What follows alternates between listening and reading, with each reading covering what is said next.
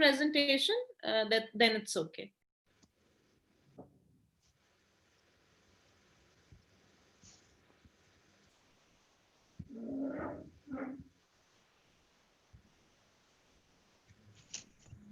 Hi.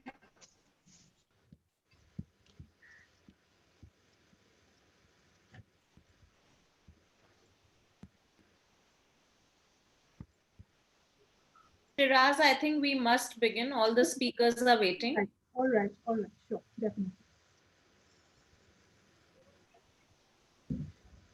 So, good afternoon, everyone. I am Shiraz Saini. I'm a professional storyteller, English educator, and a council member of the Women's Indian Chamber of Commerce and Industry, Chandigarh. On behalf of Ms. Deepika Bahri, President of Wiki, and Ms. Kanla Nijaun, Vice President, I welcome all of you to our first event called the First Ribbon. Called the Pink Ribbon. Today, 7th November, is National Cancer Awareness Day, announced by the Union Health Minister, Dr. Harshvardhan, in September 2014. This day focuses on the early detection and cure of cancer, while people are encouraged to report to government hospitals and clinics for free screenings. Before I introduce our eminent panel for this afternoon, let me share a couple of statistics which have been researched and shared on India Against Cancer, which is a portal that provides information on the leading cancers in India. Around 2.35 million people are estimated to be living with cancer today. One woman dies of cervical cancer every 8 minutes in India. For every 2 women newly diagnosed with breast cancer, 1 woman dies of it in India. So I take this opportunity to welcome our speakers for the afternoon. Our first speaker, Dr. Jasmine Kangurana. Welcome, Dr. Jasmine. She is a consultant gynecologist, laparoscopic surgeon, and infertility specialist. She is the owner and founder of Family Clinic, which is a complete gynec and advanced non-invasive cardiac diagnostic center in Deravasi. And she's also a consultant at the Indus International Hospital. After having completed MBBS and DGO from Government Medical College, Jammu, and DNB from Batra Hospital and Medical Research Center, New Delhi, she has also been ex-senior resident at Batra Hospital and ex-consultant at Kalyani Hospital in Kannar. She is going to be sharing the medical viewpoint related to cancer this afternoon. Welcome, Dr. Jasmine. Thank you so much for the Our next guest, unfortunately, is not here with us due to some internet connectivity problems. However, I'd like to introduce her because she's a very, very special, eminent lady, Miss Bharti Kapoor. She is actually a counseling special education psychologist, an educational consultant, and a healer. She is General Secretary of Joy Lal Memorial Educational Society and Director of ODE, Optimizing Development Education. She has also set up Tap to Heal for helping people heal from a myriad of physical, psychological, and emotional problems. Ms. Kapoor did her graduation in 1979 with honors in psychology from GCT 11 Chandigarh. She is an MA MEd with a diploma in guidance and counseling and also in special education. She's trained in Silva Mind method, kinesiology, instrument enrichment, EFT, visualization, pranic healing, angel healing, hypnotherapy, past life regression, and many other methods. She's very passionately involved in developing language skill programs for kids with academic difficulties, as well as meditation programs to reduce stress. We are very unfortunate that she cannot join today. If she can join later, maybe that would be wonderful. Our third guest, Miss Kirti Khurana.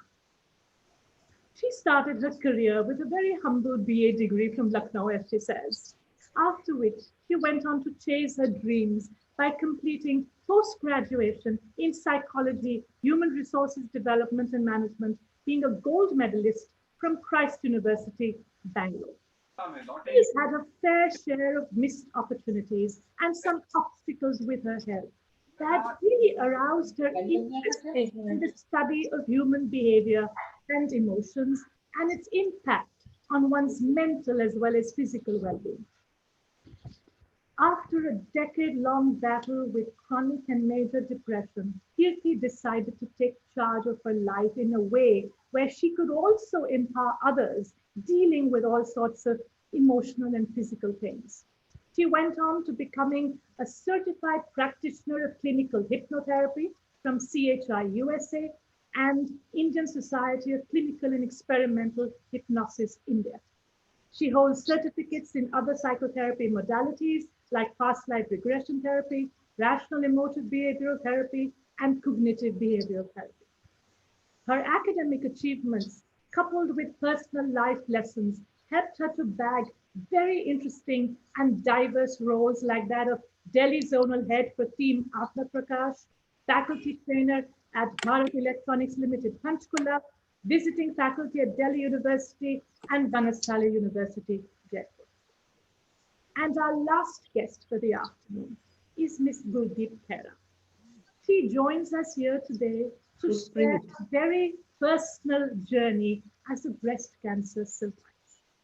With her master's in psychology, she retired as principal from Government College Derabasi, and she was very actively teaching psychology over 30 years in various colleges in Kurukshetra, Patiala, and GCG Chandigarh.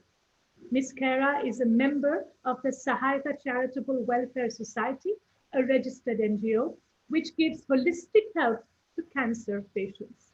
She also coordinates the Vidya Jyoti Project, a rehab program for education of kids in cancer-afflicted families. Ms. Bharti Kapoor has joined us and we're very, very privileged to have her. Welcome, Bharti ma'am. I have already done your introduction. I think you may have missed it, but welcome. So happy to see you here. No, it's okay. As long as you've done it already, I'm okay with it. And hi to everyone. Sorry, we've had issues with the net since the morning. So thankfully, I had a student here who helped me with getting it on so I can join you. Otherwise, I'd rung up Deepika to tell her that I may not be able to join at all. Yeah. Hello, ma'am. How are you? That's good. You have joined.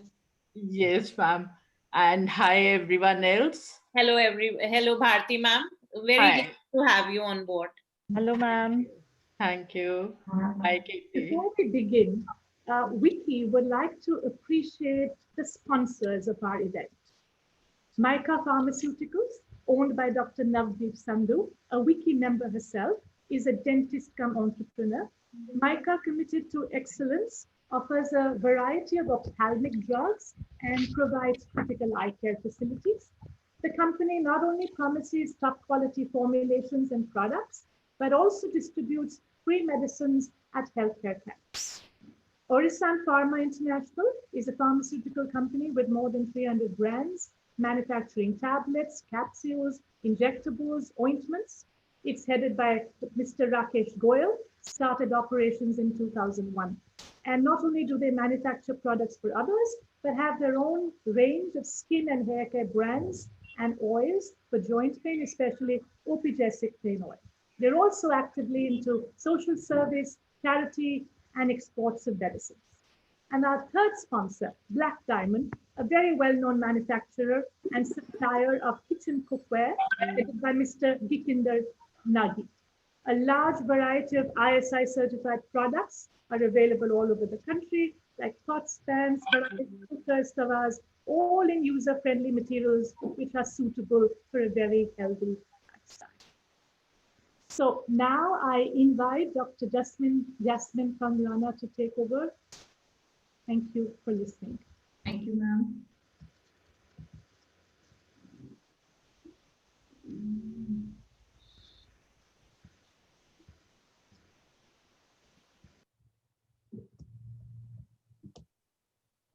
Can you see the slides now?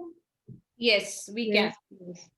Good afternoon, everybody, all the esteemed guests and my friends. Good Today, I'll just give afternoon. you a little idea about commonly occurring cancers in women and awareness, because today is the Awareness Day. So first, a little introduction about cancers. First cancer was actually seen in breast by Edwin Smith in ancient Egypt in the year 1600 BC. Then what do you mean by cancer? What is cancer actually? Cancer is when there is an abnormal growth of cells and the regulatory mechanism which keeps the abnormal growth under check fails due to some reason, some genetic mutation, some impurities in the environment, stress, food habits, lifestyle changes, then it triggers these abnormal multiplications. That leads to growth, and that is called cancers or tumors. The most common organs in females where we can find the cancers, female organs are cervix, breast, and ovaries. So let's start with a little bit of cancer of cervix. First of all, I would like to tell you what is cervix. Cervix is in the local language, in a simpler version, if we say it is the mouth of uterus. It connects the uterus with your lower vagina. It connects the uterus with the birth passage. So that is called cervix. And whenever there is abnormal multiplication of cells in the cervix, it leads to cancer of cervix. So as ma'am already, I think she told the mortality of cancer cervix. So it is the second most common cancer in Indian women, and it is the most common cause of cancer deaths in Indian women. And about 5 lakh female are diagnosed yearly globally. Next is what are the trends in India and abroad? Ma'am, in overall the global, if we see the global scenario, breast cancer is the most common. Then is the colorectal. Colorectal means the intestinal gut cancer. Then comes the lung cancer, and cervical cancer comes at a lower level. It is not that common in developed countries, like in developing countries like India. In India, breast cancer is the most common. Next comes the cervical cancer, then lung cancer, and oral cancer. So cervical cancer is mostly seen in the sexually active female. And India accounts to about like 25% of CS cervix comes from India only. So why is it less in Western countries? Why is it more in developing countries? It's just because they have, they detect it early because they follow meticulous screening protocols. It's just the key to success is screening protocols. So in Western world, they are very meticulous in screening of these diseases, and they catch it timely. In India, more than 85%, India and other developing countries, more than 85% cases and 88% of deaths from cervix, they are in developing countries only. And I think everybody knows the reason, because they don't have access to the healthcare facilities.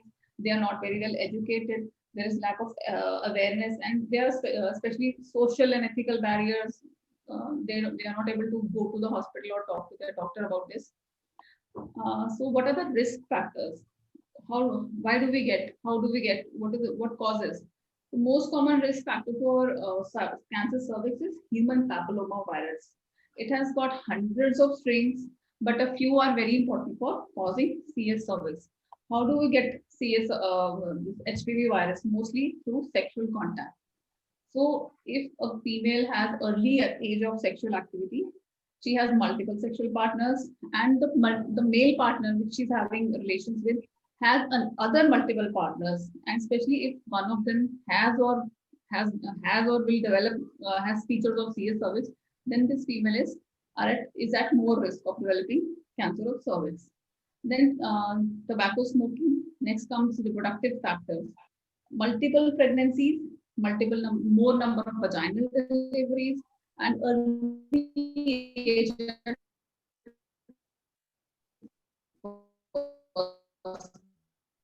pregnancy. These all predisposed to having this. Other infections like chlamydia, other bacterial infections may also lead to CS cervix. Females who are immunosuppressed due to diabetes or HIV, or they are on some immunosuppressant drugs, they are taking some medicine to suppress their immune system, they are more prone to. And long-term use of oral contraceptive pills without their doctor's supervision, without being getting follow-up regularly. And few dietary deficiencies like vitamin A and beta carotene, few studies have suggested that these two vitamin A and beta carotene deficiencies, they predispose you to cervical cancer. And definitely low socioeconomic status, as it is associated with poor nutrition, lack of knowledge of the disease, and they don't follow up properly. So low socioeconomic status is a very important.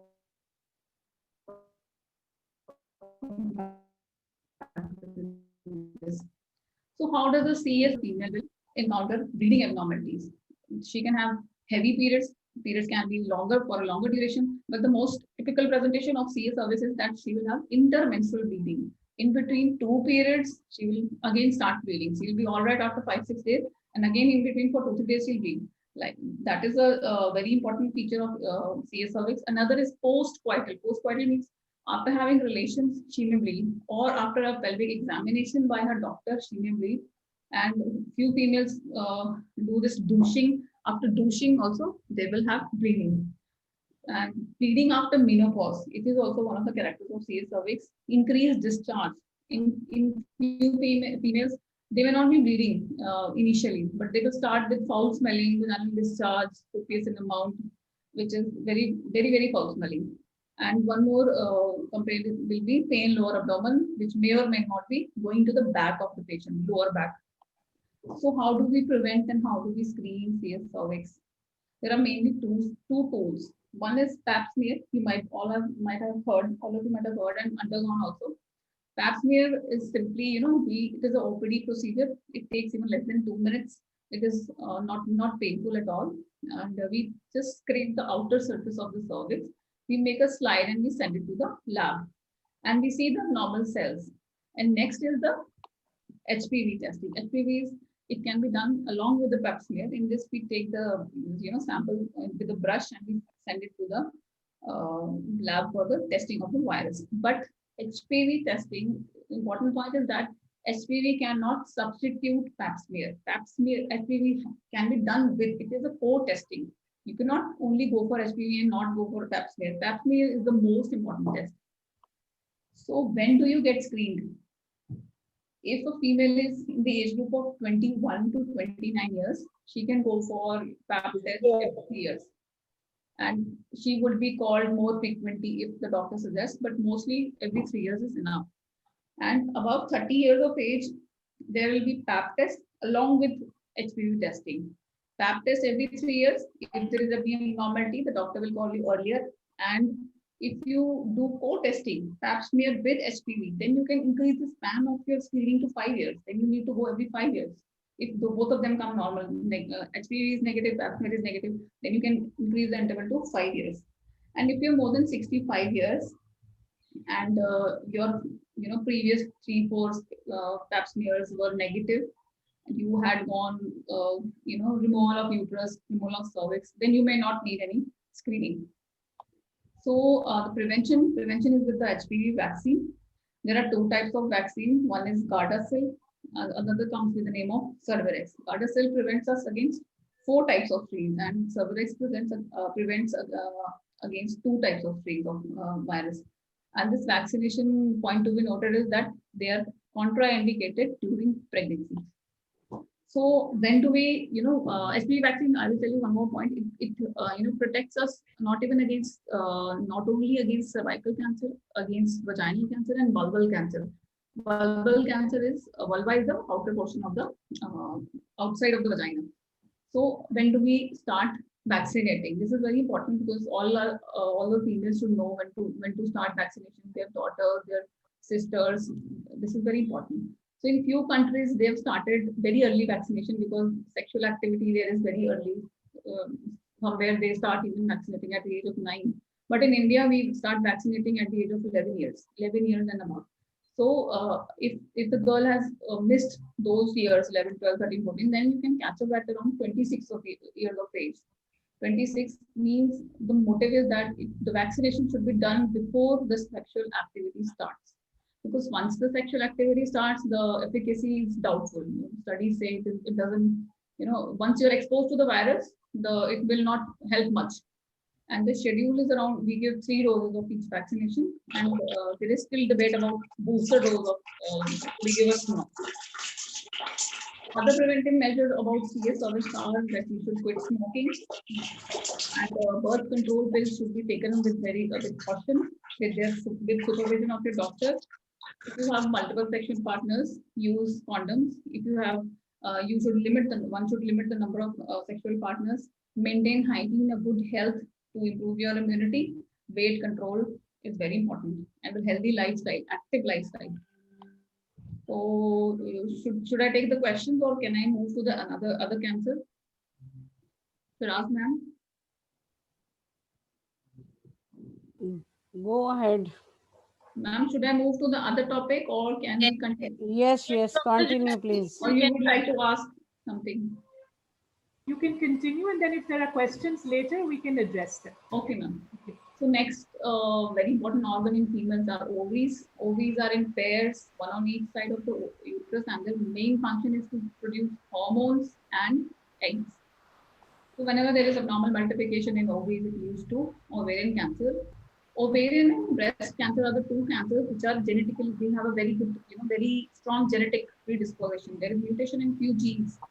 So these two cancers have very strong family history. Next, I would like to tell you the presentation of CA ovary. So similar to CA cervix, in this also there will be abnormal bleeding patterns, but this is there won't be any intermenstrual bleeding or postpartum bleeding. There will be heavy bleeding, prolonged bleeding. There will be pelvic pain. Patient will feel, there will be feeling of bloating. She'll just eat a little, but she'll feel full. She'll have to go to washroom very frequently, and she can have complaints of constipation. And in later stages, when the mass is quite big, then she complains of nausea, indigestion, fatigue, shortness of breath, and backaches.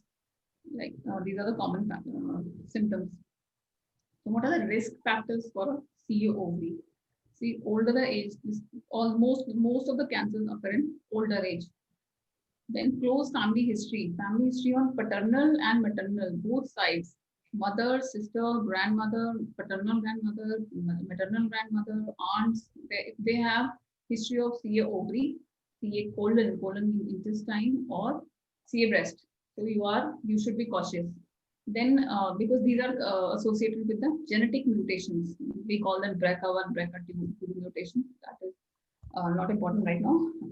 If the female herself has history of breast cancer or colon cancer or uterine cancer, she's more predisposed to get ovarian cancer also. Few females have, in the younger age group, they have this endometriosis, which very common in these days. This endometriosis in simple language is blood cyst in ovaries. So if you have prolonged blood cyst in ovaries, you may land up, or one will land up in having a CA ovary. Then if a female has never given birth to, she's never got pregnant, she has a higher chance. And few studies tell that use of talcum powder in the private parts increases your chances, predisposes you. If you're already prone, then it may increase your chances. Then how do we prevent? How do we reduce the risk? Like in CA ovary, you will say it was other way around, don't take OCPs. But in ovarian cancers, oral contraceptive pills have a very protective role. If a female takes OCPs for 5 years, she has a significant decrease in the risk of her CA ovary. Then if a female has got ligation, tubectomy done, or she has undergone removal of uterus, then there is less chances of getting CA ovary. Who has given birth to babies, who has breastfed their children. So this all decreases the risk. So how do we screen for CA ovary? As such, there are no screening tools for CA ovary, because ovaries, they lie inside the abdomen, and the symptoms are not those, they don't come early. This bloating and fullness and weakness and everything comes at a later stage. Only merely it will just show you a little bit of bleeding abnormalities initially. So CA ovary cannot be screened as such. There are no screening tools. But I would just suggest to all the females that you should know about your body. You should know how you look, how your body looks. Is there any weight gain? Is there any lump, or my abdomen is coming out? And you should know your most important is family history in this. You should definitely know about your paternal and maternal family history of cancers in your any side. So if there is any such history, you should talk to your doctor. You should get your genetics tested. Then that way we can save a lot of lives. And last is most important, regular follow-up with your doctor. So last, most important, we'll talk about CA, breast cancer of the breast. Cancer breast is the most common cancer in females in India as well as globally. As Shiraz ma'am already told that every 4 minutes in India, a female is diagnosed and every 8 minutes one dies because of CA breast, which is totally preventable and can be caught early. And one more interesting thing, CA breast not even occurs in female, it also men also develop CA breast. So how does it present? Most commonly, a female can have, there'll be changes in the skin. The skin can get swelling, there'll be redness in the skin. The size of the two breasts there'll be a significant difference in the size of the breast. She can feel a lump in the breast or in the armpit, or there are new changes in the nipples. Nipple has started getting retracted, and last there can be bloody discharge from the nipple. So what are the risk factors for CA breast? Old age, most important is if you have a wide menstrual history, like you had your first period when you were very young and got your menopause very late. So your menses have lasted for a very long period. That predisposes you to CA breast. Next is heavy breast. Female who are obese with dense breast, they are more likely. Family history, as I already told in CA ovary, family history of CA ovary colon, they are more prone. And if the female herself has undergone some radiation therapy on her chest for some other disease, she is also predisposed. Overweight female, I already told. And more important, one more very important point these days is, as we females now are spending, half of our life after menopause. Earlier, it used to be only 20 years, 30 years. Now it is as good as premenstrual. After menopause, we are living the same number of years, even more. So people are putting you on HRT, hormone replacement therapy. So HRT, if taken without any proper guidance, without any proper follow-up, predisposes to CA breast. Then reproductive history. If a female has first pregnancy was very late, then she has not breastfed her babies, and none of her pregnancy has reached to the full term. She has not delivered any 9 months baby at 9 months. And alcohol intake. How do we prevent CA breast? See, we have to keep our weight under control. This is for all the cancers, universal. Then exercise, alcohol, smoking. Then HRT. If you're taking HRT, you have to be at the strict follow-up of your doctor. Breastfeeding, it is advisable to breastfeed your children. And if you have any family history, talk about this in your family. And if you have any clue, just go and consult your doctor. How do we screen about breast cancer? How do we screen breast cancer? Most important thing is that you should be aware what you are looking for. Awareness is very important. Next is examination. There are two types of examination. One is the patient does herself, which we call breast self-examination. Another is clinical breast examination as done by a physician. And ultrasound and mammography are also helpful. So when do we start screening? It can be started as early as 20 years of age. If you are at 20 to 29 years of age slot, you should do it every month after periods. And females who are in the age group of 29 to 39, they should do breast self-examination plus, I'm saying again, they should do breast self-examination plus they should follow up yearly with their doctor for clinical breast examination. Third is if you're above 40, in addition to breast self-examination, you should see your doctor for mammography, which can be done yearly or yearly depending on your doctor's advice. So how do we do breast self-examination? I keep telling my patients, even young girls who come for the first menses, they come with first menses, 13 years, 12 years. I just tell them how to do. So after periods, once your periods are over, you take bath, you stand in front of the mirror, you put both your hands behind your head, look at yourself in the mirror. Start looking, naturally, there is a little bit of difference in both the breasts. One is a little smaller than other. So just look at your breast, see if there is any new change in the shape or size. There is any change in the skin, any swelling or lump apparently visible. any redness of the skin, any nipple retraction. First you have to look.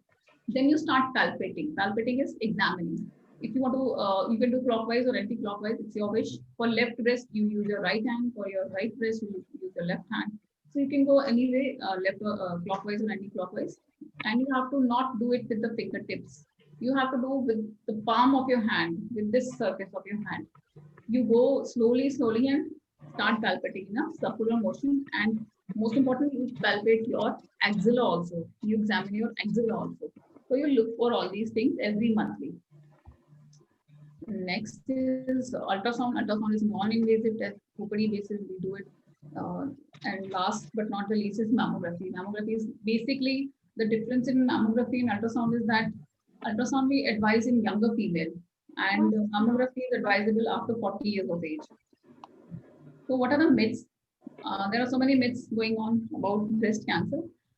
People think that breast cancer only occurs in females. It's not like that. If there are 135 females affected, there is definitely a male also affected. 1:135 is the ratio.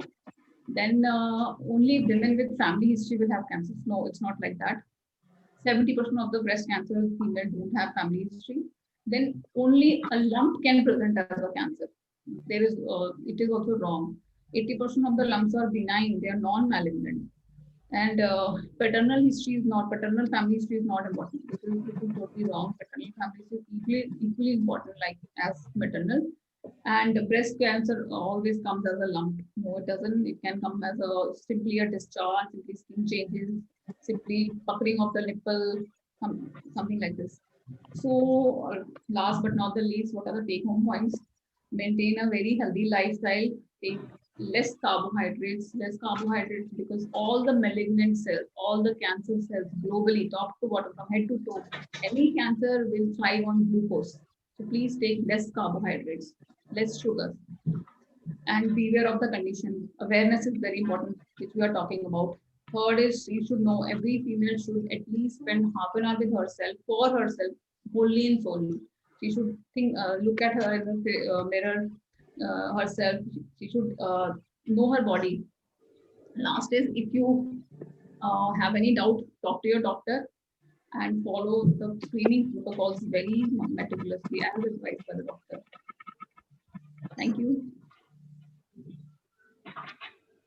Any doubts, please? I have a question, if I may be allowed to speak right now. Please, Kanla ma'am, please go ahead. Hi, Jasmine. We should technically be calling her Dr. Jasmine Khan. I want to know that, for many years now, we've been hearing constantly about PCOD, which is, of course, polycystic disorder.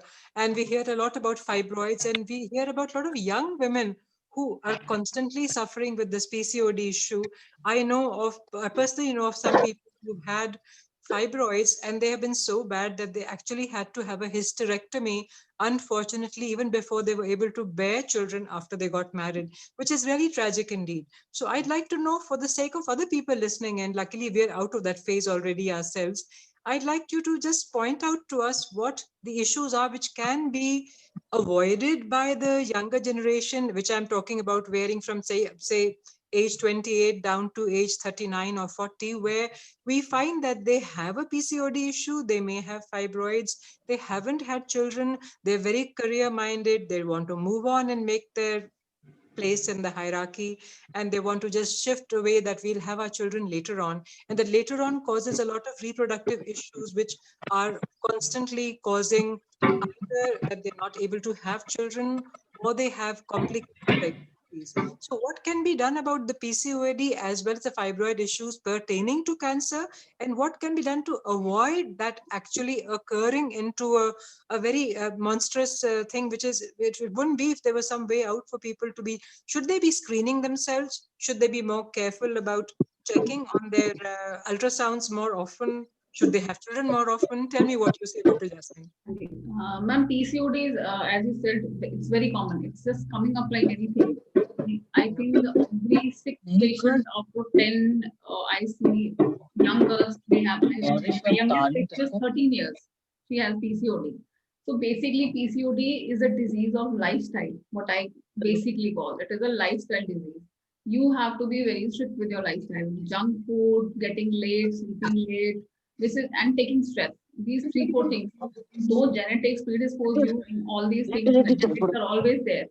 Genetics were earlier also there, but now what happens is because of all these stress, impure diet with all these fertilizers, insecticides, and sleep habits. Stress is a very important factor in PCOD. नहीं करना बेटा, नहीं करना। Stress is very important factor. अरे मेरे को सुसु आ रही है, मैं भी जा रही हूँ करने का। Just a second, And Dr. Jasmine. Please, please, admin सबको mute कर दो. कर दीजिए. Dipali, from your end, there is a noise and Too much. yeah. Yes. Please, Dr. Jasmine.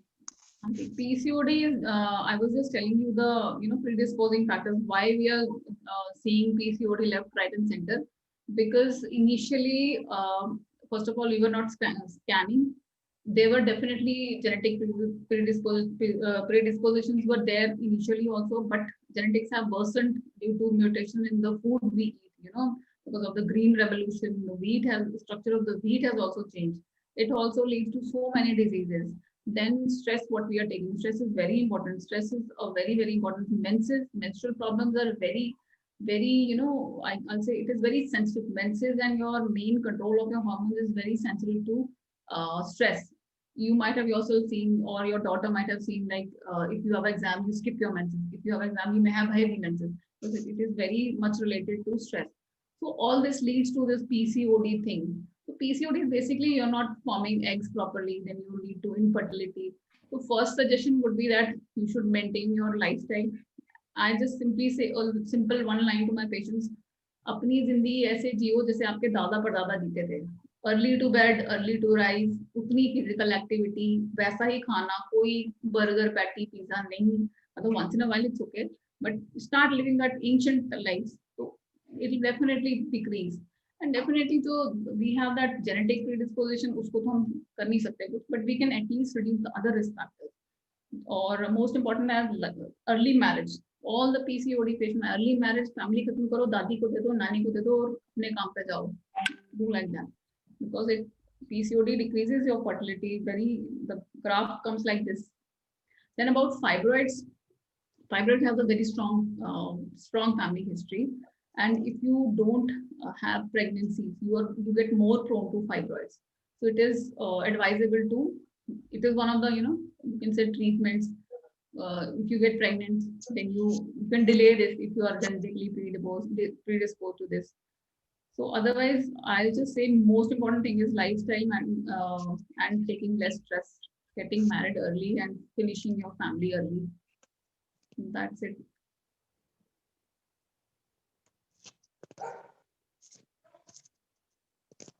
If there's anyone else who would like to ask a question, you can raise your hand, unmute, and please speak. Or then we can move on to our next speaker.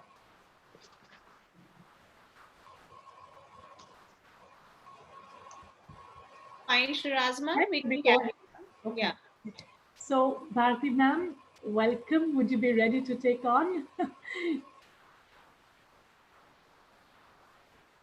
Unmute, ma'am. Unmute, please. Bharti ma'am, please unmute. Yes. Yeah. Actually, I am not very comfortable speaking before Mrs. Kara because ma'am has been a very beloved teacher of mine. So I was wondering, can we change the order, Shiraz, and have ma'am precede me? Bharti, don't say this. You are such an expert speaker. Go on. No, ma'am, that is there, but I somehow wouldn't want to speak before you. अच्छा मैं उठ के चली जाऊं? Should I leave? नहीं, वो नहीं, not आपके सामने नहीं, पर आपसे पहले नहीं. अच्छा. Shiraz, can we change the? Yes, absolutely. और गुरप्रीत मैम, वाकई हम सब आपके सामने students बन गए. When I called you, I was stammering. So we all forget what we are in front of you. So let's listen to Gurpreet ma'am first. Yes, Yeah. that would be perfect. Okay. So I am speaking my journey of life with cancer. So I was enjoying my life. It was very happy and contented. But fate has stored something else for me. When I retired from the college as a principal, that was September 2000, and my cancer was diagnosed in December 2000, just after 2 months. My daughter, Harleen, she is working in a private hospital. She was after my life. Mom, you go and get your mammography done. But I was just avoiding, thinking that I am a very healthy person and I take balanced diet, I go for walk, do exercise, and there's above all, there's no symptoms at all. But one day I got call from her, Mom, come immediately. I have fixed your appointment with the doctor. So I start going. While I was on the way, I was still thinking very positive that nothing will be wrong with me, with my health. It will be, everything will be okay. So when I reached there, the doctor, gynecologist, she first clinically examined me and she said, nothing is wrong. And I am really surprised nobody comes like that without any symptom for mammography. So I told her, please uh, get it done. I have come from my home just for this purpose. So when the mammography was done and she found something abnormal in the left breast, but she didn't tell me anything. She told my family members, my husband and daughters, they were there. And then she said that I have to take biopsy. So biopsy was taken and it was sent to Delhi and result was to come after 1 week. So I was in high spirits thinking nothing is wrong, everything is fine. And when the result came, she told me that you have cancer, breast cancer. That was a very shocking news for me because I was not mentally prepared at all to hear this news. So for some times I was quite shaken aback, but then I stable myself and I decided this is the reality and I have to face it. Why not face it boldly? That was my first promise with myself that I will face it and strongly, bravely, and nothing will happen to me. So then the uh, treatment started.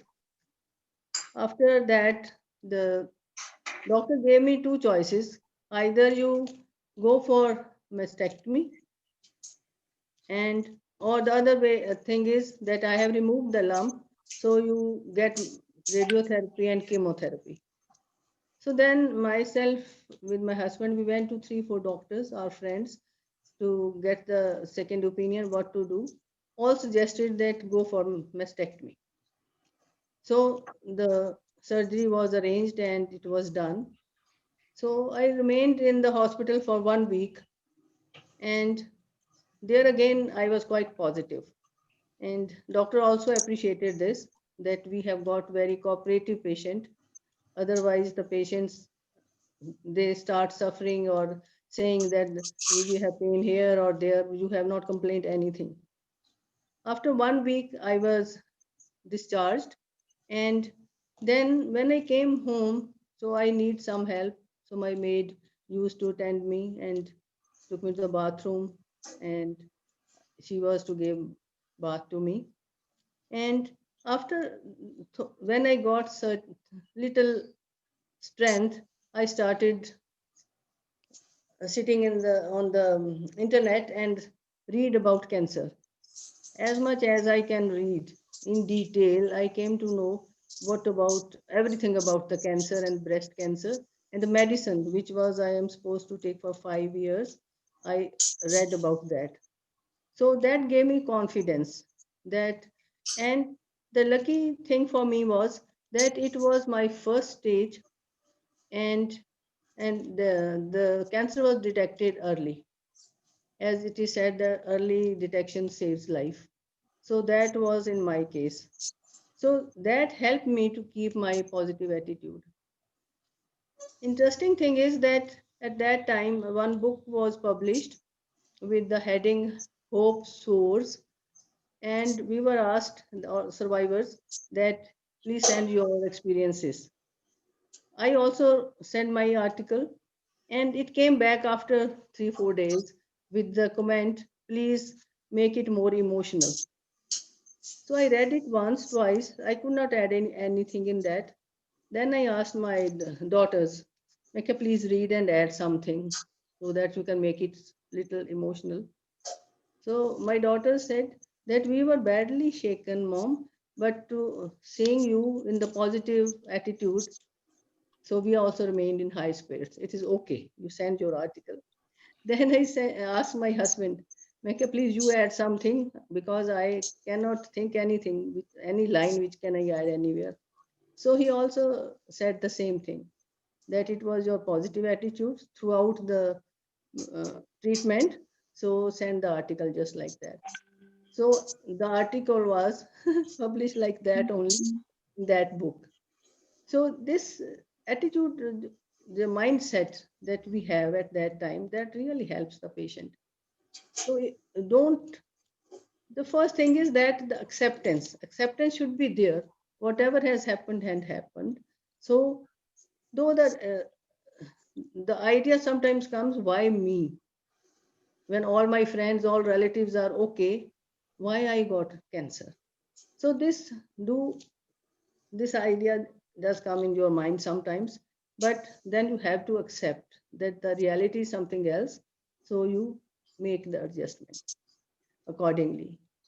So after that, I was given 15 sittings of radiotherapy. So when radiotherapy was not very easy thing to tolerate, because perhaps my skin is very sensitive. So I had little problem, and it was very difficult to wear cloth on that side, on the left side.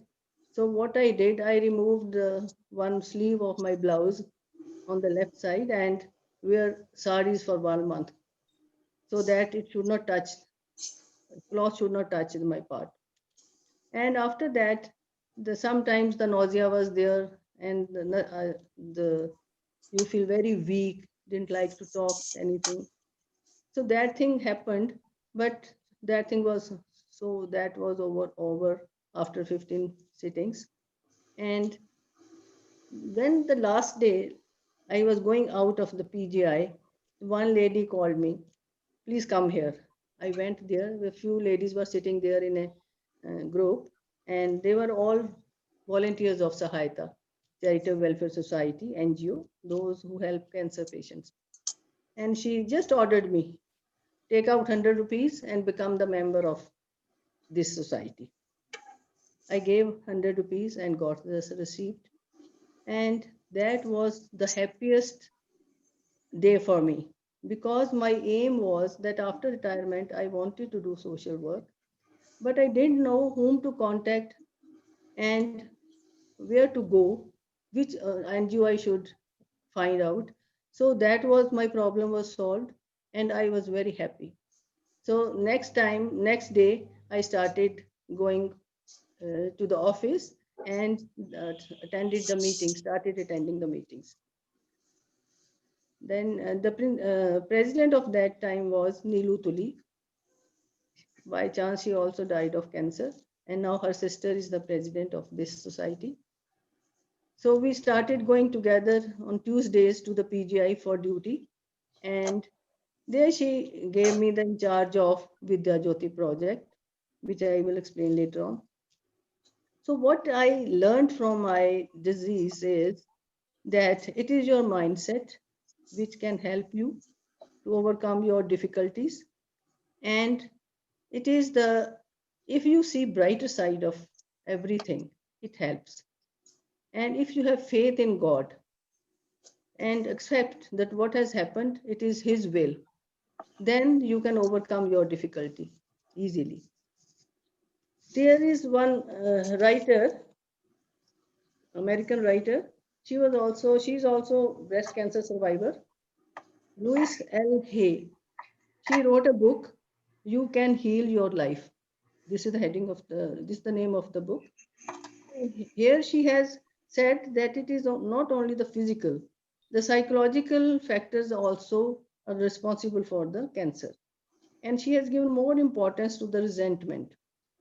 She says, if the resentment is held for a long time, it literally eats away all the body. So, and this resentment comes, there is some experience in your childhood which you carry on. And that if it is lingers on and on and on, then it becomes cancer. That is her findings. And she says that according to her, learning to love and accept the self is the key to healing cancer. So that is very acceptance. I am talking again and again, and to love yourself, that is also very important. So before starting my meetings with Neelu Tuli, I would like to give you one quote that there is no returning to the past. So don't cling not to its sorrows, lest you miss the path that leads on to a bright tomorrow. So we always say, don't remember past, especially the bad experiences. Though we try hard, everybody tries hard, but that is the key for happy life, that forget the past, so that you may not miss the brighter side of your life, which will come afterwards or in future. So thinking positive, seeing brighter side of life, and count your blessings. That is very important. That when we compare with ourselves with others, and just count, how you are better than others, and count. That is counting of your blessings, and faith in God. That whatever is happened has happened for your good. Because if you believe in God's willingness, then you will remain happy. We accept that what has happened in my life, that was the ordain of the God. So then you can live happily. And then after that, I started going to the PGI, and there we deal with the patients. The main aim of this society is to bring hope and confidence in the patients of cancer patients, so that they can think that there's life after cancer and we can deal with all type of difficulties. So this society was established in 1997 by Neelu Tuli, and then the main aim of this was to provide holistic help to the individuals touched by cancer. So there we are given duties. The full week, the members, 2 or 3 volunteers go daily, and there we meet the patients, and they come for medicine, which is given free to them, especially the chemotherapy. So because mainly the patients are very from poor family, and they cannot afford the treatment. It is very expensive. So our aim is to help the patient, that no patient should die with lack of funds. And then we do the counseling also, guide them, and with total compassion and empathy, we deal with them, talk to them. And sometimes I have to tell myself also my story. When I think the patient is very depressed, breast cancer patient, then I tell her that I have also suffered, and I have mastectomy done. So you should not feel bad. One day you will be all right, and you will lead life like me. So then you can observe there in the body language. There's certain change at once. Really, I can also be like you. So this is very important what we do there. It is not only the money which we give, but we give them help also, psychologically help, and counseling. The counseling is very important. And here I will tell you one incident. I think that is the best compliment which I got from that family. Neelu Tuli told me that I am in sector 8, that very near to your house, 27 sector. There's one lady suffering from cervix cancer, and it is her last stage. And her husband is keen that somebody should come and counsel her, because she doesn't listen to me at all. And she was a well educated lady working as a clerk in some office. And when I reached there, and then her husband told a few things about her, and I tried to counsel her. And with great love and compassion, I talked to her and said a few things, that you should see the TV and listen to the bhajans and read newspaper. And when your friends come, meet them, talk to them, you will feel good. And her husband said, though, she just ignored them. Whenever somebody comes to meet her, she just ignore her. So then I sat there for half an hour and I came back. After 2 days, I just called her husband. Is there any change in her? He was so happy. He said that there's great change. When you went away, she said, let me take me to the TV room the same time, and I would like to listen some bhajans. And there is change in her behavior also. Now she remains happy. So we have observed this thing, that the patient, when the members of the house say something, they will ignore. But when some other person will come and talk to them with love and compassion, then they change in their behavior. And after 2 days, when I talked to her husband, so he was very happy. And there's certain change in her, and I am happy. She's taking interest in something, in all these things. And then he said that she just asked me who was that lady. We didn't call her. Why did she come?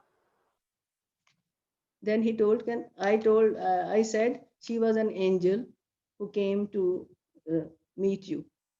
So that was the best compliment I have got. And I am so happy that if we can change life of others and make them happy. And there are few projects which this Sahayata Society does.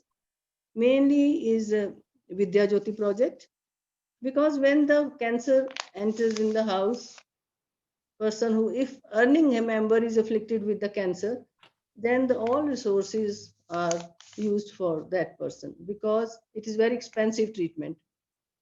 At that time, the education of the children are suffered.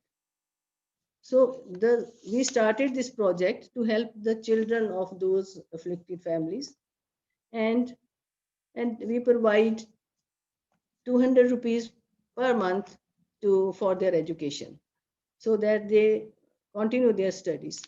This is at the level of school, and when the schooling is over, then the child is to decide what he want to do next. Generally, boys, those who are good in studies, they prefer professional courses. And though we cannot give full fees to them, so we find out donors and philanthropists who help them to provide education along with Sahayata Society. And I am very happy to tell you that few children have already done these courses: mechanical engineering, civil engineering. Though 2 boys, they are working now and earning. And the girls, one is senior officer in bank, Yes Bank, and other is working in a lab. So that is very satisfying and gratifying experience for us, that at least we have made these children able to stand on their feet and help financially to their families. Another important thing is that we make the ladies, help them to get mammography done. For that, we get mobile van from the PGI or Sector 32 hospital, and we go different places to the schools, colleges, High Court and Gurdwaras, where we can have a group of 50 ladies, and then the mammography is done. And if there's any case which is required to be given to the doctor, that is guided to them that you must go to the doctor if there's some problem is there. And we have survivor club also.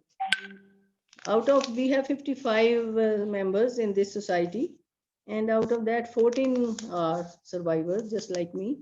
And we have made a club, and once a month we meet over lunch in some restaurant. There we feel happy, talk to each other, and share some knowledge about cancer, latest knowledge, if you know anything.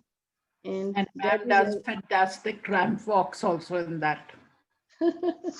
that is Survivors Day, annual day, which we celebrate.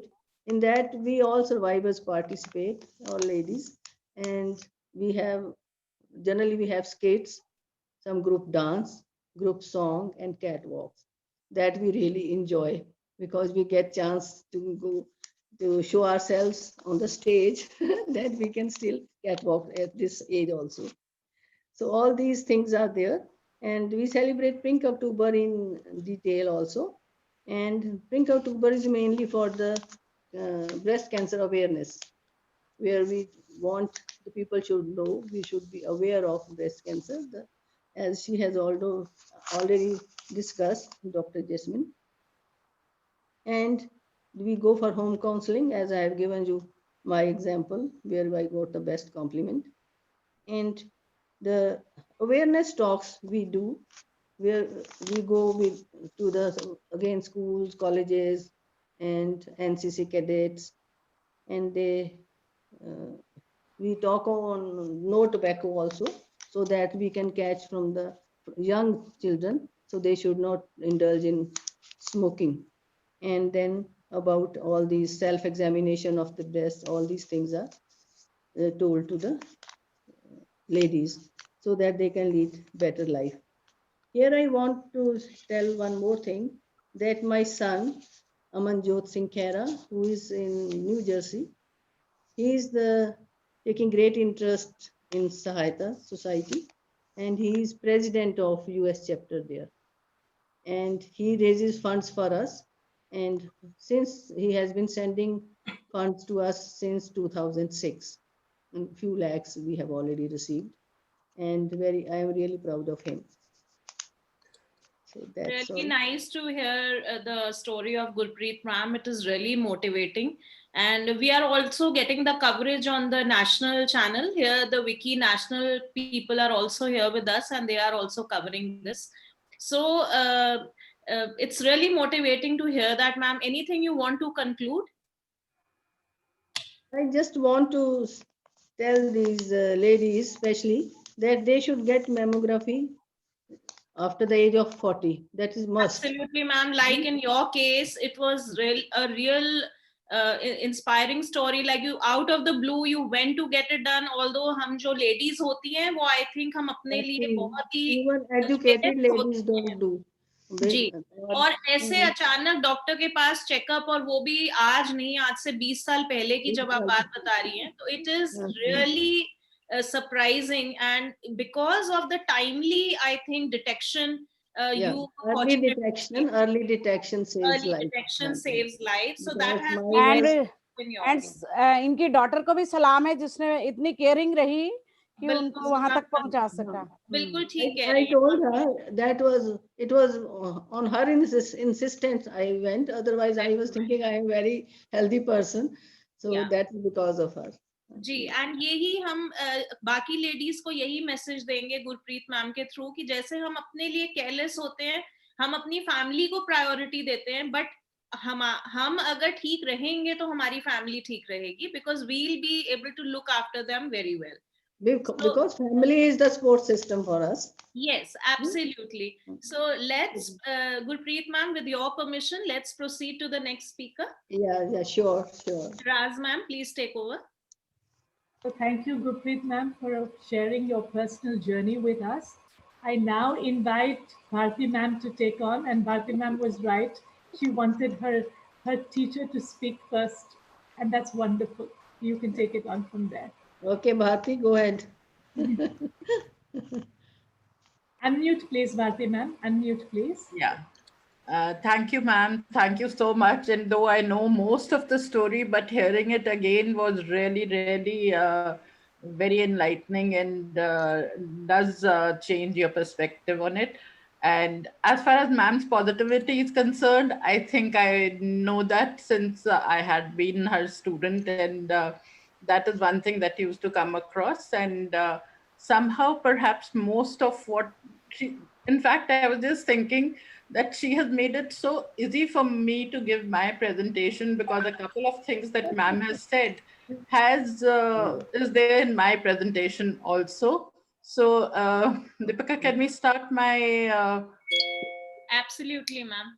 We Yeah. can start it. So before we start the PPT, I will just talk about what I truly believe in. Now, nowhere in what I say am I advising at any time not to go in for medical this thing, because a lot of people feel that if you're going into alternate healing, then you should give up medical this thing. No, I always tell everyone that alternative healing can be a support to the medical this thing. But if the doctor has told you to do chemotherapy or told you to take a certain medicine, that has to be taken. So I'll take it from here. Uh, and can we start showing the Yeah. one thing that I think has been proven quite a lot is that emotions play a huge role in cancer, in most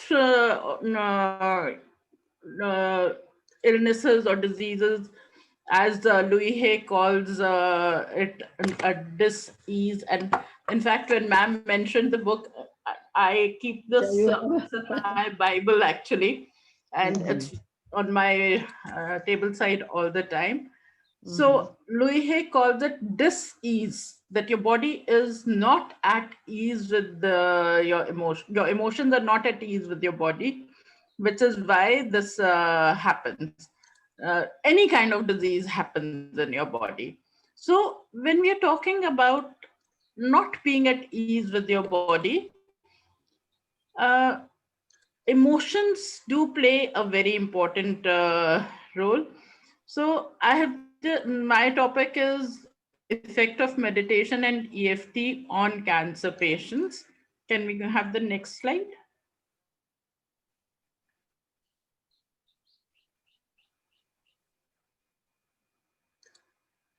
Just a second, ma'am. Yeah. So in fact, today it has been a real struggle because there is no Wi-Fi, and I'm on the hotspot from my phone, Yeah. and it was a real struggle sending it. I know, ma'am. When you told me to present this, I was really very. मैंने कहा आपने इतनी मेहनत से बनाई है, and मैं चाहती हूँ और जिस आपने intention से बनाई है, आप ही इसी को share करें. Good that you joined. Yeah. So one thing that controls emotions a lot is meditation. Now it's very funny that I am saying this because my father, I think from the time we were very small, used to try to put us onto meditation. Of course, his meditation was just repeating of mantras, and I always used to hate it. And he would always tell me that no, get onto a meditation program, get onto a meditation program. And I'd always tell him कि हाँ जब बूढ़ी हो जाऊंगी तब करूंगी, and he'd just say कि तब ना तुम बैठ भी नहीं पाओगी, कर भी नहीं पाओगी, फिर कैसे करोगी meditation? So I used to tell him कि नहीं तब कर लूंगी. And I think I was around 38, 39 when meditation actually walked into my life forcibly. And the first thing that I did with meditation was transcendental meditation, which is one of the toughest meditations.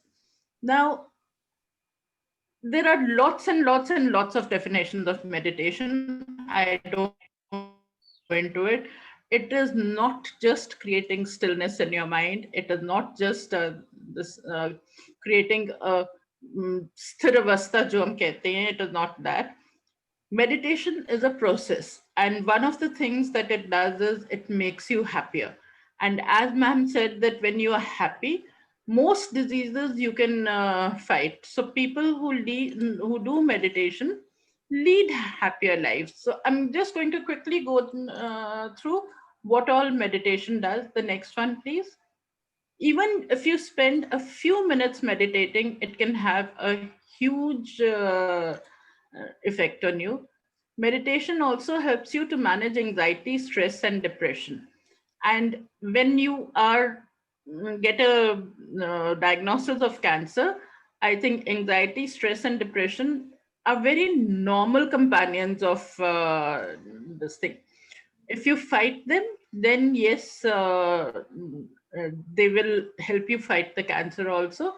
There are lots and lots of studies that have shown the physiological effect of meditation on the brain. I am not going to go into that because I do realize I think we are running out of time also. So the next one, please. You needn't be a religious person to meditate. I think one thing that most people feel, oh, I'm not a Hindu. I don't want to do Hindu this thing. It is not meditation is not religious. It's spiritual. A lot of people feel that because a lot of meditations have Om as a component, so it's a Hindu this thing. Om is not really a Hindu thing. It is today, it's been proved that it is the sound of the sun. It is an elemental, basic sound of the universe that we work on. But even then, if I have a person who does not want to do it on Om, there are lots of other things that you can do it on. You don't have to be, it doesn't have to be religious. The next, please.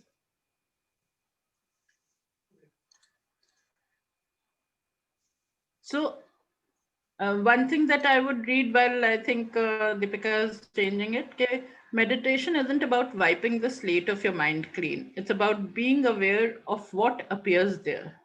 So there are lots of people who say कि ma'am मैं meditate करती हूँ ना तो मेरा दिमाग बहुत ही ज़्यादा thoughts से भर जाता है. I had felt the same thing, and when I asked my Guruji, so he had told me one thing only कि कूड़ा कहीं जमा हुआ होता है ना उसमें से कभी बदबू नहीं आती है. बदबू उसमें से कब आती है जब हम उसको क्लीन करते हैं. So if your mind, I told him, I said, my mind is full of so many dirty thoughts which I would not think otherwise. So he just said that that is the purpose of meditation, that you have to clear those thoughts. The meditation effects are almost immediate. It can fantastically start working on you. Meditation helps you to fall asleep very fast. A lot of my people, my clients who come to me have insomnia, and just putting them onto a meditative program helps them a lot. Meditation sharpens your memory.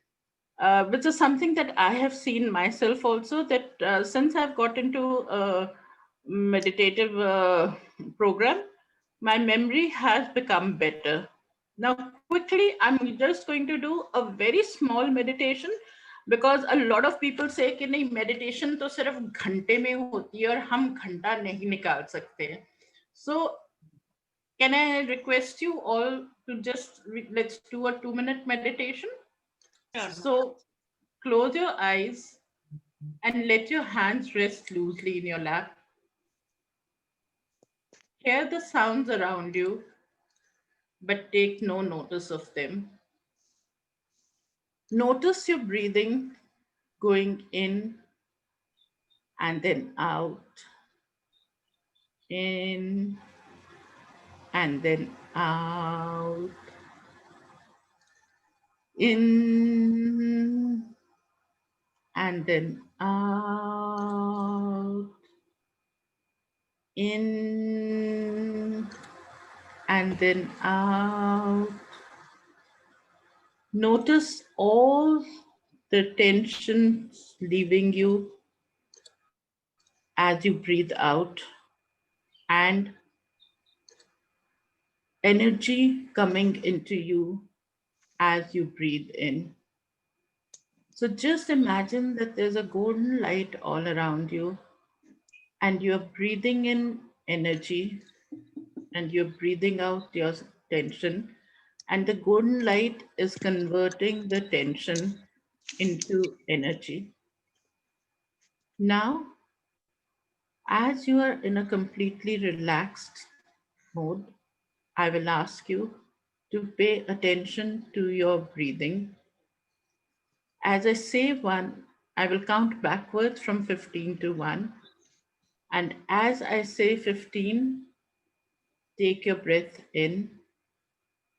And as I say 14, take it out. 15, 14, 13, 12, 11, 10, 9, 8. Now think of the most beautiful thing you can imagine. 7, 6, 5, 4, 3, 2, 1, and 0. And now think of peace in your heart and a smile on your lips, and rub your hands together. Take them to your eyes and softly open your eyes and come back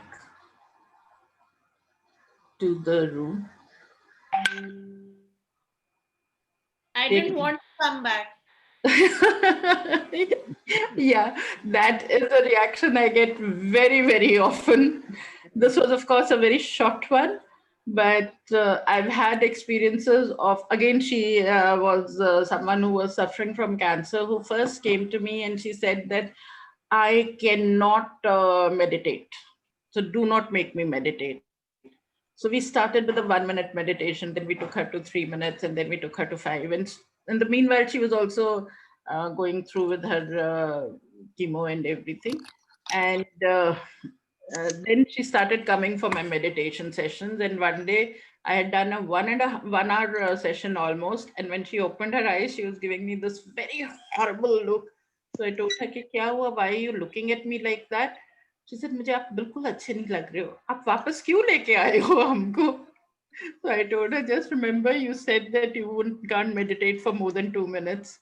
Yeah. Deepika, can we go back? I think 1 or 2 slides, they've gone ahead. Yeah, sure. Yeah. So can I quickly have some reactions? Maybe put them on the chat, or if we can talk about it. So you can maybe raise your hand and you can unmute you.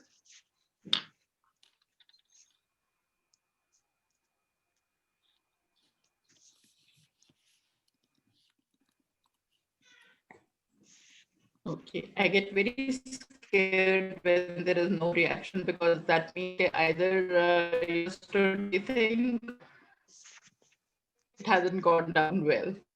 Bharti auntie, it was good to the extent that I did not want to do it because I knew after this I have to speak and I'll zone out. So that level where you just need to induce deepening to अपने आप हो जाता है उसके बाद. I enjoyed. I too didn't want to open my eyes. Thank you, ma'am. Thank you so much. I think I must tell you that Kirti has been my youngest teacher, and ma'am, of course, I've already said, taught me during my graduation. Deepika, can we go back?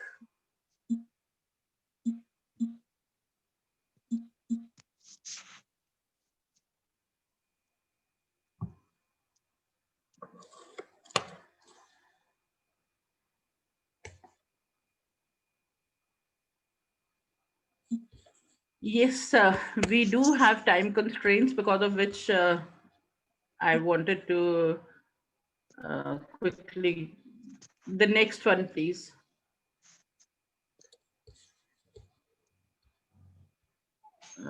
Okay, this is the next one. Yes, ma'am. This is the next one.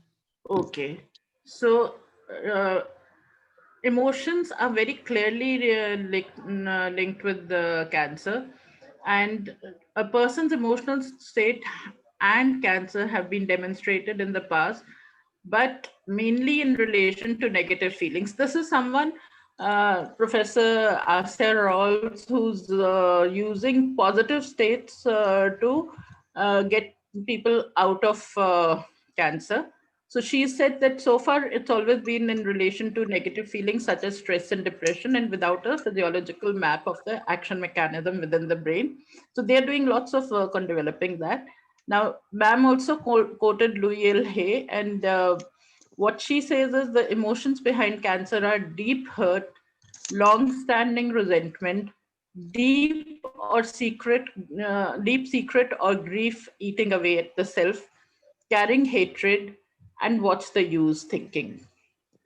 So the few people I have dealt with, they have resonated totally with one or the other of these emotions. In fact, one person who was suffering from breast cancer, she said, "Ke meri feelings for my children have been so strong that now that they are not giving me what I need, I just feel ke मेरे जो दूध मैंने उनको पिलाया है वही मुझे खा रहा है अंदर से." So, and which is perhaps what we need to see. The next one, please. So this is quickly, I have talked about emotions and this thing.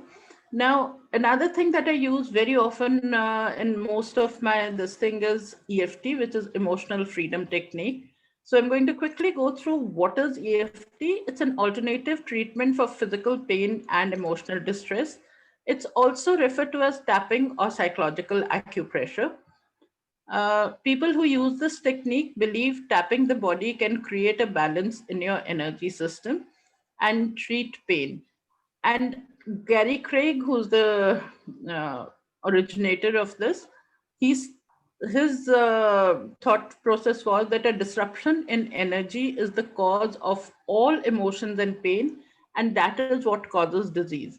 So, though it is still being researched, EFT has been used very successfully to treat people with anxiety and people with post-traumatic stress disorder. And I somehow, the first time I had someone who had fibroids in the uterus who came to me, and I just decided to use a combination of EFT and meditation with her, and it worked. So I will go through the case studies a little ahead. Can we just go ahead? So EFT basically is tapping on different point of this thing, and also of saying a certain statement. And in that statement, we actually say what the problem is. Now, I came into EFT after affirmations. I was doing affirmations before that. And for me, it was very, very disturbing. Ke why are we saying a negative thing? Why should we say something negative?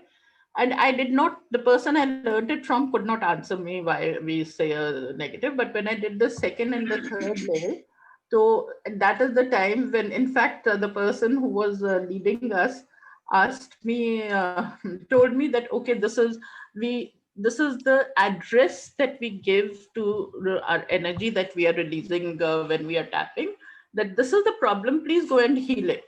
So I just asked him, I said, do you mean that our energy, our body's energy is so unintelligent that it doesn't know what it has to heal? And he looked at me and he asked me, do you have a background in psychology? And I said, yes. He says, because The only people who've asked me this question ever have background in psychology. So I don't know what the connection is, but that is what this thing was. And he just said that, no, you may have lots of problems going on in your body. And if you don't give it an address, it may sort out a problem which you don't know that has been solved. So you'll feel EFT hasn't worked. So I'm going to quickly go through now 4 case studies. One is my own this thing. I've changed the names of the people, and I've also changed the places they are from so that nobody can really identify them, which is the basics of counseling as we were taught. Nana was a 34-year-old from one of the towns of Punjab. She was suffering from cervical cancer. She was referred to me for counseling to help her come to terms with her cancer. The first orientation sessions that we did proved to be very grueling for me also. And because she had such a history of trauma and she had never talked about it, I think we used up my whole tissue box that day. She was suffering from childhood trauma of abuse by an uncle and a cousin, and she had even talked to her mother about it, but was given no help from the mother because the mother was a widow dependent on the uncle's kindness. Now, when she gave birth to a daughter, her daughter was about 2 years old at that time, and her husband's brother was very fond of the child. So he would take the daughter away. And somehow I think that triggered something in her and she developed cervical cancer. What we did first was to put her on meditation. And then the second thing that I did with her was taught her EFT. And then I felt that I needed to do matrix reimprinting. Matrix reimprinting is a higher part of EFT, which is, I find that matrix reimprinting, we have different names for it in hypnosis, we have different names for it in kinesiology, but it's a very important part where you actually try to reimprint the painful memory. And that was very successful. In fact, the doctors had said that maybe they would have about 20 chemo sessions with her and she would have to go through radiation. But after this went through, they reduced the sessions only to about 9, I think, and radiation was avoided. And her niece was a 26-year-old from Chandigarh. She had malignant tumors in the uterus, fibroids actually. There was a very strong sense of betrayal. The father had had affairs during, when she was small, she knew about them. The first boyfriend ditched her with her own best friend. The second was a gay who was using her to cover up his this thing. So here we first did inner child healing with matrix reimprinting and then did EFT. She had to go through the removal, the surgery, but because she had been very concerned about the surgery before that, we helped her with dealing with that. The next one. The third was my own self. I had fibroids in my uterus, and I used, the doctor had said, because my mom also had malignant fibroids, so she did not want to take a chance with me. So she said that, no, get rid of your uterus. It's better to do a hysterectomy. I was somehow not ready for that. And I told her, okay, all right, give me 15 days and let me see. So I did EFT and I did a lot of visualization for 12 days. I was only sleeping, eating, and doing EFT. And thankfully, I did not have to have surgery. The fourth case study is Veena, the 56-year-old with breast cancer, the one who said, who was very upset because both her sons started neglecting her and she had had a lifetime of neglect over her husband, from her husband. We put her on EFT and meditation. and reduce that also for her also reduce the dose of chemo, and radiation was not needed. The next one. Now, while I do realize the effect of, and as Deepak Chopra says, that medicine will most probably give EFT its due much later, but it has its this thing. I will only say that perhaps alternative methods in which hypnosis also is part of it, and switch words are another part which we've started using very recently. They are the main thing. And but while saying this, I will again emphasize that first of all, please make sure of the credentials of the person you are going through, because I've heard horrible stories about how people are going to people who are not totally up to it. And secondly, in no way can you be without your doctor's consent of giving up medicines. So thank you very much. Can I take some questions, Deepika? Yeah, sure, Does ma'am. have any questions? Anybody for any questions, please?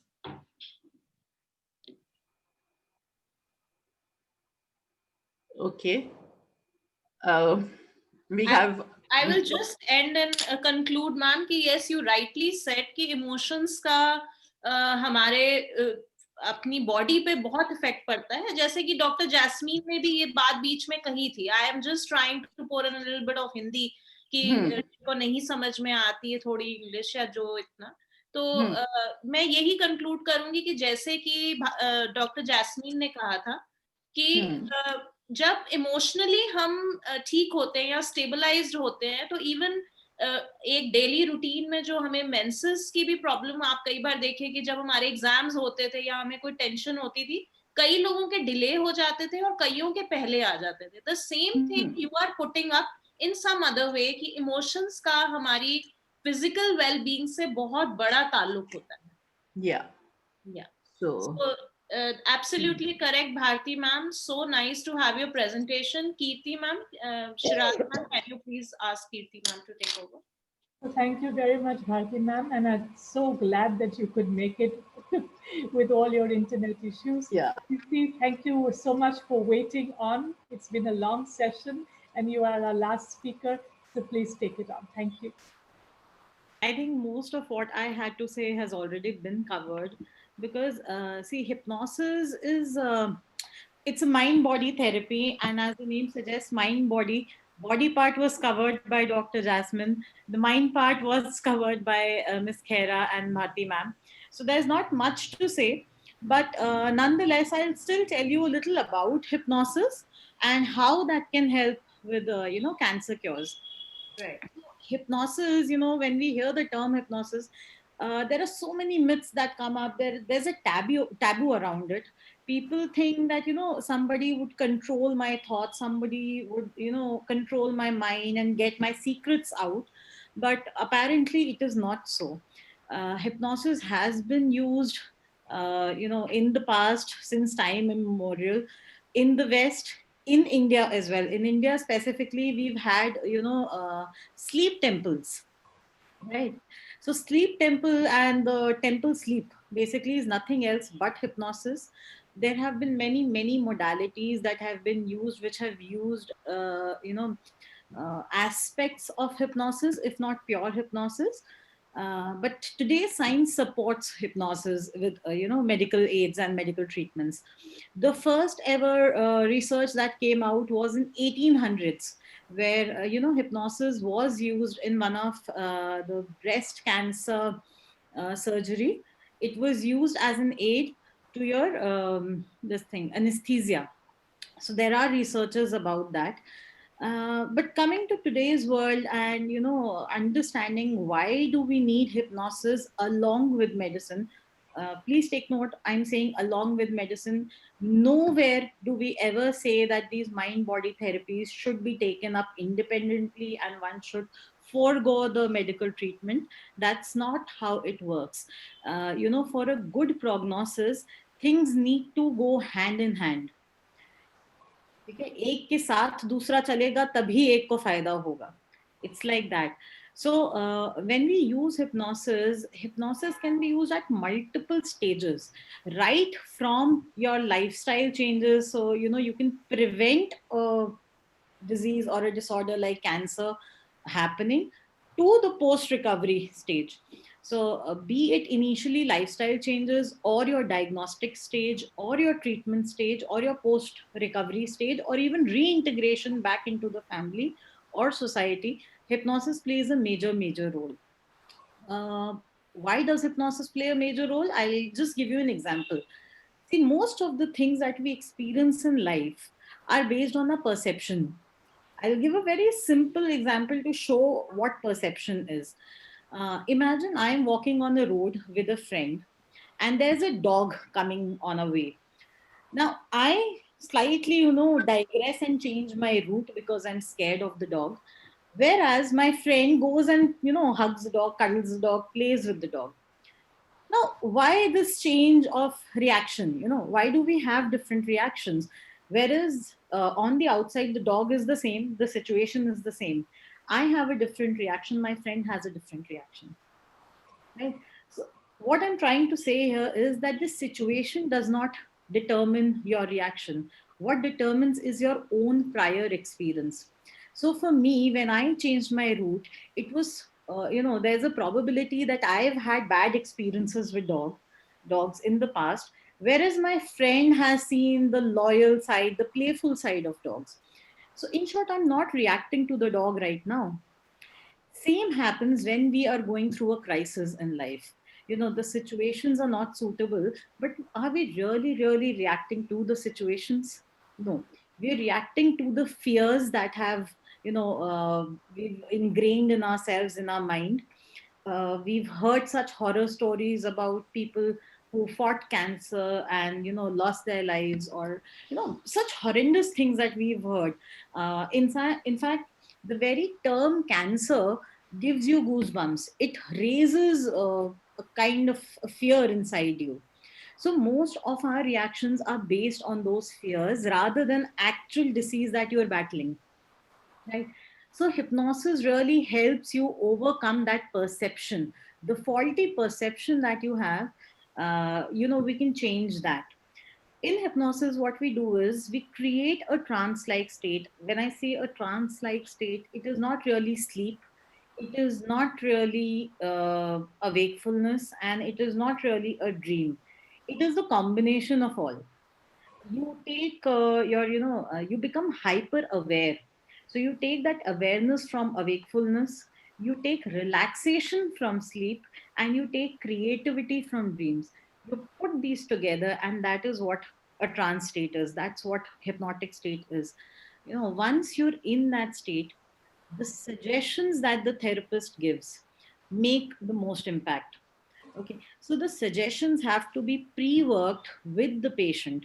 A therapist alone cannot do it, the patient alone cannot do it. Because in case, suppose I have faulty perceptions, by default, my suggestions will become faulty. So we need to work together, find out the right suggestions, find out what exactly do we need during the course of treatment or during the course of your diagnostic stages. And that's where we form suggestions, and it's kind of imprinting those in your mind. Now the mind is a very gullible concept or a construct, so to say. The mind does not really know the difference between reality and imagination. If I make you imagine something, it becomes your reality. And that is what we use to our advantage when doing such therapies. So, when once we're able to change that perception, once we're able to, make you visualize a good outcome, your mind and body start working towards that goal automatically. So what happens is, even in lifestyle disorders today, what's happening is, like, have you heard of emotional hijack or the amygdala hijack? Initially, we've all been designed in a way where we can go into a fight or a flight mode when there's a stressor. But unfortunately, in today's times, there are stressors all around. So we hardly ever get time to relax.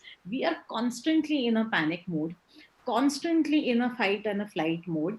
And that's what the body learns. It learns that, being in a panic mode is the right thing to do.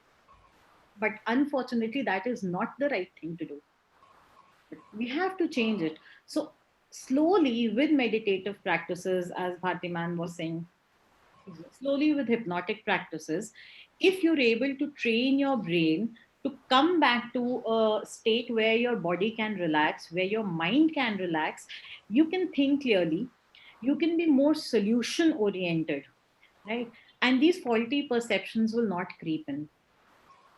So once we have that and we train the body to come back into a relaxed state, naturally all treatments also start to work better.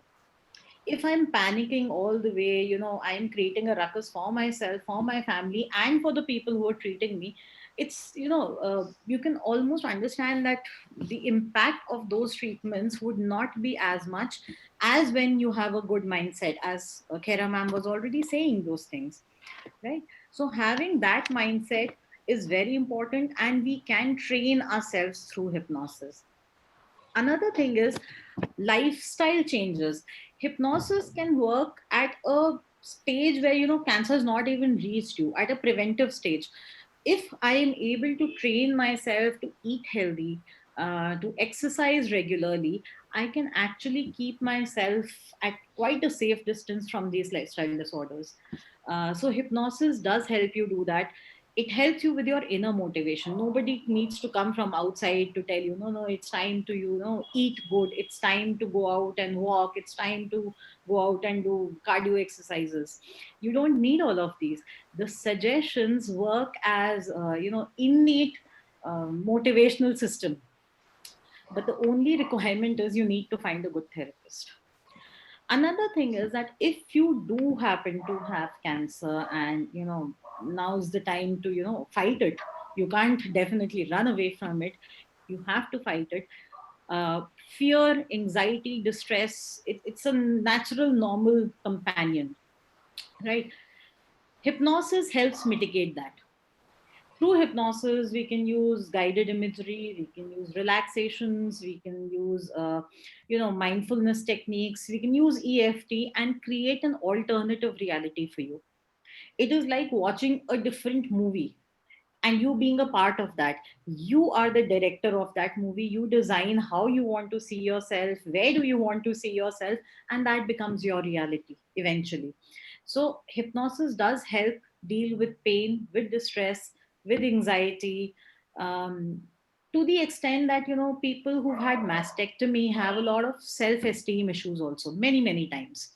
Especially women, when it comes to their appearance, it plays a very big part of their self-image. So after having gone through mastectomy, many people lose that confidence in themselves, and there again hypnosis comes into play, because with guided imagery you can help them create and curate that perfect image, body image, that they want to show others and also for themselves, right? But the whole point is that having so many benefits, it is still not widely used. The Indian Medical Association does not really approve of this as a medical treatment, even though it has been recognized as an adjunct therapy. Along with that, even government has not really taken steps to integrate these mind body therapies with the medical treatments that are going on. I will not take much time because we're already running very late. I think if we go online, we'll find so many researchers that have told that hypnosis helps patients in so many ways. The quality of life being one of the most major components. Through hypnosis, you can help the person become independent once again, to find their esteem, to get back to work. Um, and in fact, even face the society, especially women, they face so much stigma when they've gone through some major crisis, and it's very easy for us as a society to blame it on a woman, right? So hypnosis helps the person to come again, come back in contact with society, with reality, and come back stronger, right? Now towards the end, I think the only requirement that we have is to have more researchers. When I say that there is a lack of integration of medical science approving hypnosis as a therapy, at the same time, many people have done therapies and the researchers have been published. A little more time into this, a little more larger sample size will really help us, find therapists working in tandem with the medical professionals. In fact, when you go out, you can see doctors talking about, mind body therapies as well. But there's still such a fear of recognizing them because of the taboos that we have कि कोई हमें control ना कर ले, कोई हमसे हमारे secrets ना निकलवा ले. But in fact, hypnosis does not work like that. Unless you are ready, nobody can hypnotize you. Unless you are ready, nobody can make you talk. Unless you are ready, nobody can make you accept those suggestions. So the entire control lies in the hands of the patient. Only and only if we get their consent can we as therapists move forward. So, it's not again that there is no free will. It is always the patient, the medical doctors, and the therapist together that will, decide your course of action for treatment or, even for prevention or coming out of pain. All of these things can happen. I would also like to tell you that, if you go online and read, people who've used hypnosis during the course of treatment have actually had to use less of analgesics and less of anesthesias to maintain their state. They are easy, they accept treatment easily, they have better prognosis also. So I think this is all that I need to share. We're running really late, but if anybody has questions, we can take that up now. And more about hypnosis, I think we can share in the next session. Absolutely, Kirti ma'am. I think we'll take a separate session on hypnosis because it has been a real enlightening and an eye opener for us also. Although अगर हम वही बात Dr. Jasmine, because she is a practicing doctor, अगर हम उनकी बात पे फिर से वापस जाते हैं, because she had to leave, she had a surgery, she was in the hospital, so she just messaged me and left. So अगर मैं उनकी बात पे जाती हूँ, उन्होंने भी यही कहा था कि अगर हम पुराने जमाने का रहना खाना पीना अपना लें तो शायद cancer can be prevented. So similar चीज आप कह रही हैं, सिमिलर चीज भारती मैम और गुरप्रीत मैम ने कही कि meditation, hypnosis, and all these things play a very major role. Shiraz ma'am, do you have anything to say? Yes, I have a question actually, if I can ask Kirti. Both Bharti ma'am and you have said that it's very important to find the right therapist. Yeah. Now, that's a very important line. How do you find the right therapist? What are the parameters that we need to look into to connect with the right one? Is it just the connection that the client has with the person? And what do you need to research on? How do you find that right one? If you can share some light on that. From my experience, ma'am, I would just, point out to two things. Apart from, we can all have degrees from the best of colleges, but we might still not be the best of practitioners. Yeah. So two things that I always tell my students and my patients are like, one, talk to your counselor, talk to your therapist over the phone call, first thing. And second, word of mouth. These are the two things you can really trust. If over the phone call you do not connect with your therapist, if the therapist is not able to answer your questions, or if the therapist is giving very bookish mechanical answers, then that's not the right place for you to be. I think, Kirti ma'am, it's basically the connect, the connect over here that will matter, right? But along with that, ma'am, the skills also matter. So word of mouth comes into play, a big deal here. Major role, right? I will just put one thing here.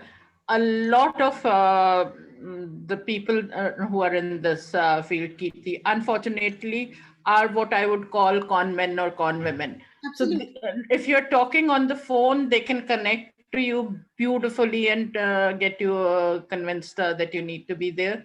I think somewhere the training that person has gone through is also of a lot of importance, and word of mouth, of course, that is something that is very, very important. So I think a combination, and I think somewhere your instinct is very, very important here. Yes, yes, very true, Yeah. Bharti ma'am. And here we have a surprise, but a very, very beautiful note from our national president, Dr. Harbeen. I would like to play that over here. Okay.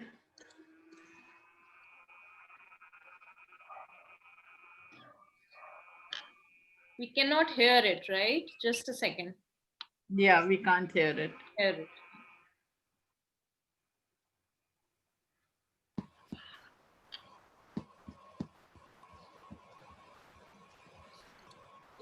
She's not audible.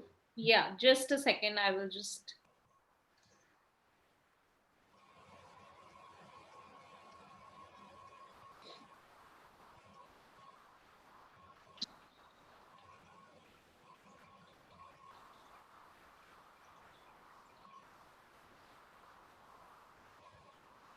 No, we can't hear her, Deepika. Yeah, we can't hear her. Yeah.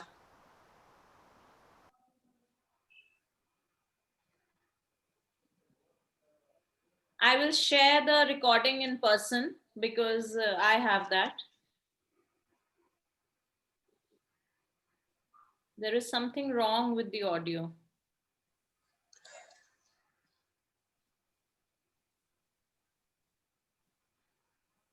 Never mind, we are already running late of time. I would quickly thank Shiraz, ma'am. Shiraz, thanks for holding this all up so well. And I would also like to thank Dr. Jasmine, Madam Gurpreet, and Kirti ma'am, and of course Bharti ma'am for being such a wonderful speaker. I would hand over the baton to my Vice President, Mrs. Kandla, to take the vote of thanks. Am I on, Deepika? Yes, yes, ma'am. You know, we're all running late, but I have to say something here. This has been so wonderful, the whole thing put together. Shiraz, I believe you are the person holding up the baton here. Thanks a lot for doing so. Jasmine, it was lovely hearing you. I should be calling you Dr. Jasmine Kang. Lovely hearing you. I think one of these days we should take you out into the outskirts somewhere. Take you to some nice, warm, wintry area with the rural area and just get you to speak to the women there. They need to know a lot more about mammography and about, their men folk are working outside somewhere and they come back after months and they may be carrying infection. And there are so many problems that come with people who don't have the knowledge, who are not informed or they're ill-informed. So we'll do that and take you on further. Gurpreet, ma'am, Mrs. Gurpreet Khaira, it was lovely hearing you. I don't know if you're even there now. I'm not too sure. But she looked lovely in her resplendent in pearls and a sari and an epitome of total sophistication. And you don't know that at the back of it all, she was Jhansi Ki Rani fighting the unmentionable sea. And I must say, we admire her for that. Hats off to her for that. It was nice hearing Kirti. You talk about hypnotherapy. I think there's a lot we can battle with when we train our heads to say, I am going to win over this, and you can survive so much when the mind is willing and the energies are channelized in the right direction. Is someone saying something to me here? Yeah, I'm saying I am already winning. I am going to pata nahi kab hoga. I am winning. So there you are. So just the hypnotherapy is about actually fooling your head a little bit, but it works when you say, I shall survive this. And sure you can, because the phenomenal power to win and the will to live can do so much for a cancer patient. Bharti Kapoor, meditation, and you're talking about, psychology. There is so much that goes into, again, the same theory comes in here when you have to train the head and the mind towards positivity. And meditation works. I mean, I know, you talk about meditation and being a Hindu and things like that. I know you don't have to be one because you can meditate. I can sit in the leisure valley on a bench and watch some squirrels running around and just think of the Almighty who created all these creatures, big and small. To me, that's meditation. But I must tell you a funny one, Bharti. When you said 2 minutes and we'll give it a try to have some meditation, I decided to sit still and close my eyes very nicely. And then I could hear my husband saying, what the hell? I thought you were busy doing something. You aren't coming to have tea with us. Wahan tum so rahe ho aaram se. I said, no, I'm meditating. So I said, no, I'm not sleeping. I'm on the job, you know. But ladies, maza aa gaya. I can't say 100% marks. No, I shan't say 100% marks because I think this deserved 200%. And Deepika, lovely that you put this together. And Shiraz, great that you were doing this. But special thanks go out to Jasmine and to Gurpreet ma'am and to Kirti and to Bharti for putting this together. When we meet, we shall do bigger things together. So cheers to that, kudos to that, and good health and happiness to everybody. Thank you so much. Thank you. Bye-bye. Thank you so much. Thank you. Thank you, everyone. Really very informative. Thank you.